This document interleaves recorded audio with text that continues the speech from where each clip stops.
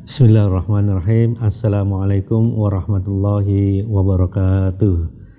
Alhamdulillahirabbil alamin wa bihi nasta'in ala umurid dunya waddin. Wassalatu wassalamu ala khatimil anbiya wal mursalin wa ala alihi wa sahbihi wa man tabi'ahum bi ihsan ila yaumiddin wa ba'du. Alhamdulillah, pada kesempatan kali ini kita bisa meneruskan pelajaran kita. Untuk kali ini kita masuk pada pelajaran atau hadis yang ke-35. Kita bacakan, kemudian kita sampaikan tafsirnya atau terjemahnya dan beberapa faedah yang bisa diambil dari hadis ini. Al-haditsul khamisu wa thalathun, ukhuwah islamiyah wa adab ijtimaiyah. An Abi Hurairah radhiyallahu an qala Rasulullah sallallahu alaihi wasallam la tahasatu wa la tanajasu wa la tabaghadu wa la tadabaru wa la yabi' ba'dukum ala bai'i ba'din wa kunu ibadallahi ikhwana.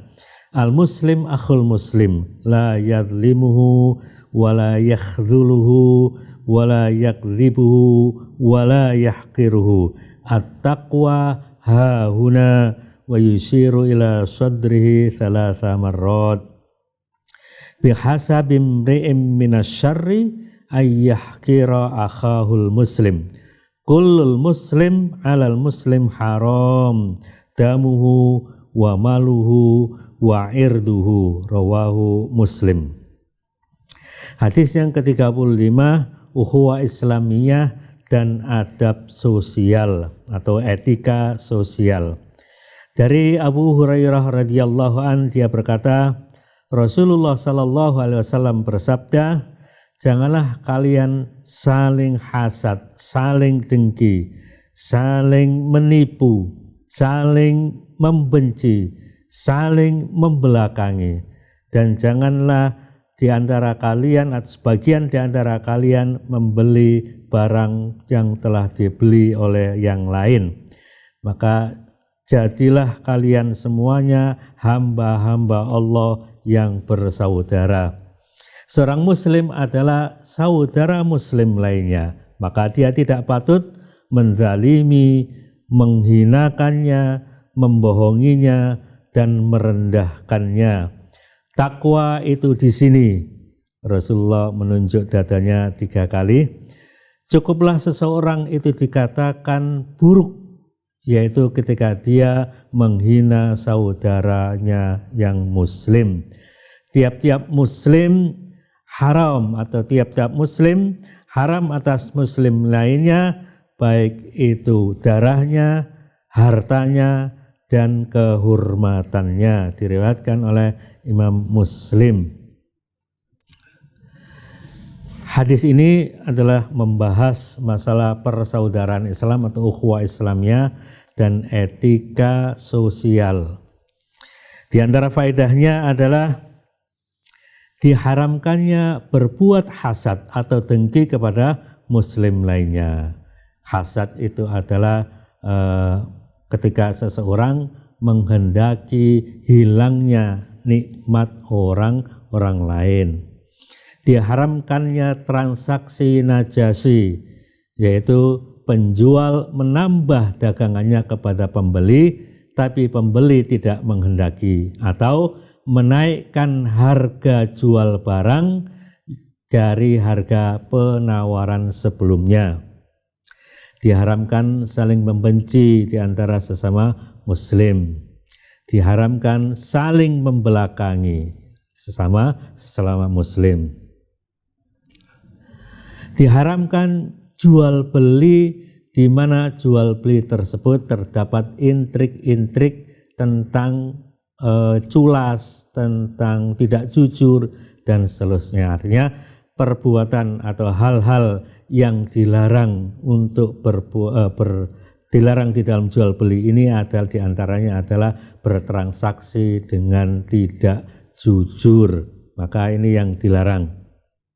Di antara bukti real dari beribadah kepada Allah Subhanahu wa taala adalah menjalin persaudaraan sesama muslim berdasarkan iman. Ibadah kepada Allah Subhanahu wa taala ada yang khusus dan ada yang umum. Penetapan ukhuwah di antara kaum muslimin. Perbuatan zalim seorang muslim akan menghilangkan keutuhan persaudaraan Islam.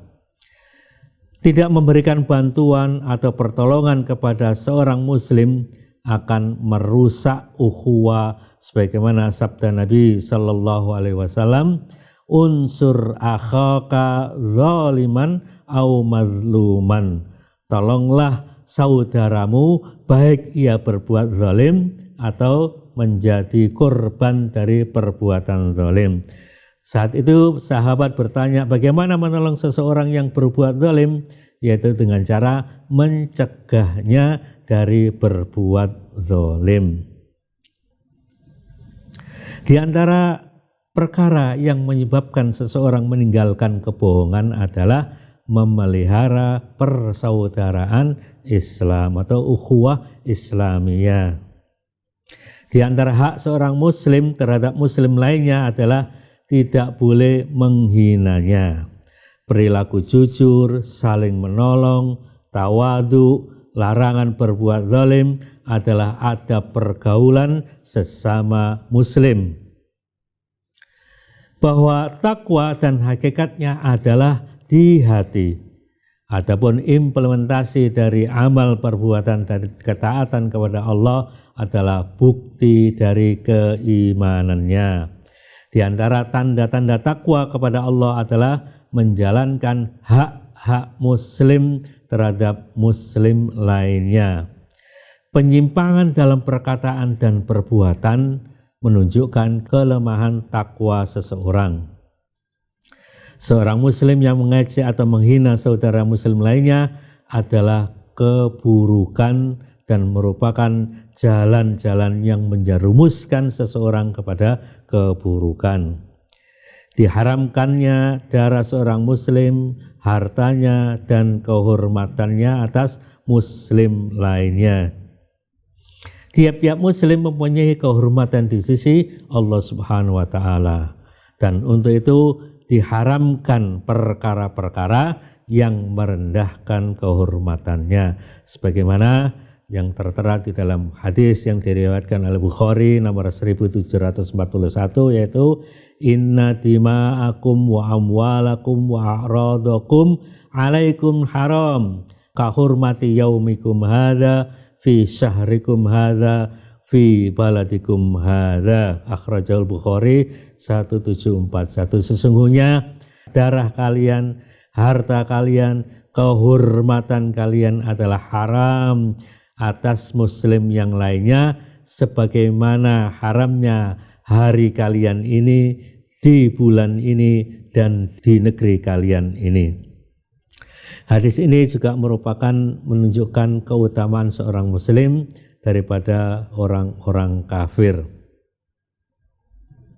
Saling membelakangi di antara sesama muslim dilarang oleh agama, baik dengan fisik maupun dengan hati. Maka hendaknya tiap-tiap muslim dengan muslim lainnya bersatu padu dan memperkecil jurang perpisahan atau jurang pemisah di antara mereka, sehingga terangkailah dalam satu tujuan, satu manhaj, dan satu jalan. Islam memerintahkan kaum muslimin untuk memperkuat tali persaudaraan berdasarkan iman, yaitu dalam hadis yang kita sebutkan tadi, wa kunu ibadallah ikhwana, dan hendaklah kalian menjadi hamba-hamba Allah yang bersaudara.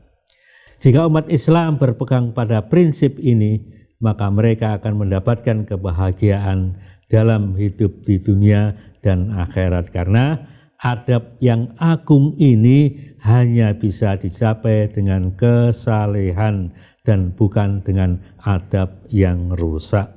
Demikian, semoga bermanfaat. Wassalamualaikum warahmatullahi wabarakatuh.